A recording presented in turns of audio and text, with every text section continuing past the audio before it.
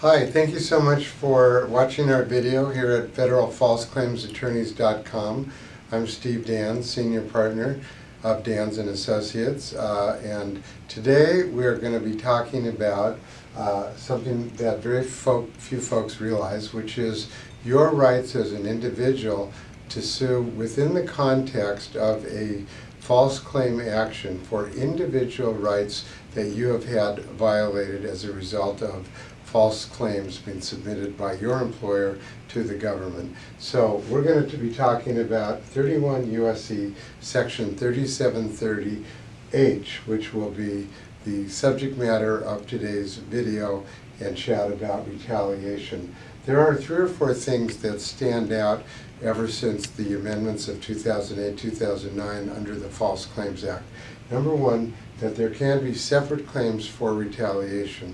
Number 2, unlike prior common law and state law in many states, you can sue as a contractor, a person providing services to the institution that is treating the government, or as a regular employee, even on an outsourced basis from a temp agency. There have been a number of cases where accountants and CPAs, firms retained to get into the inside baseball level of fraud by a company, come across false claims. Those folks are as protected by their disclosures and their activities as if they worked for the company directly. So number 1, we're going to find out that we're going to need to have a protected activity within the context of the false claim.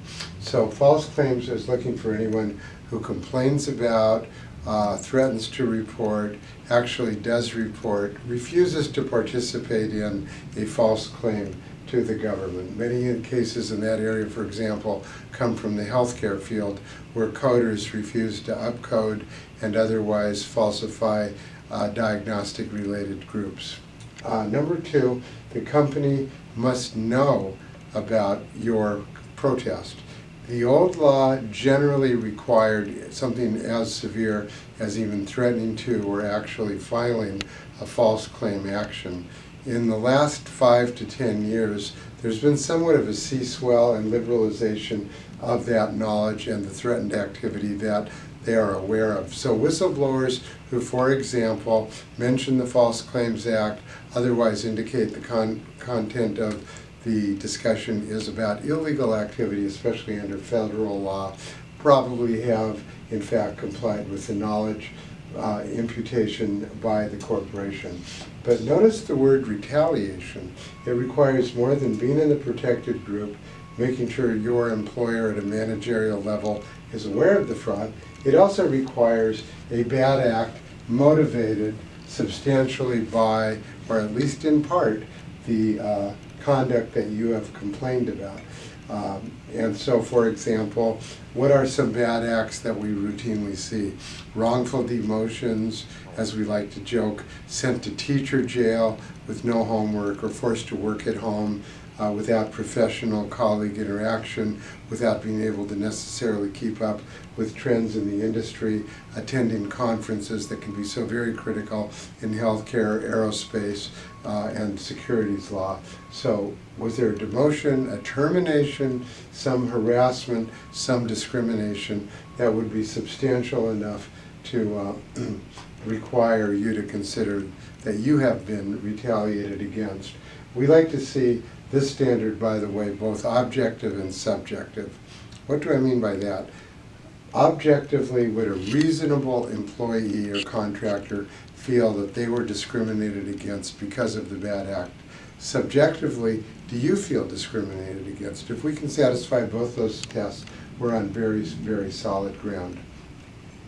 Fourthly, we have the liability of the contractor, and that can be quite widespread. Now, this is in addition to the false claims penalties that you would be entitled to as a relator, the percentage of the recovery up to 30% in cases where the government declines to intervene and your attorneys conduct the case themselves.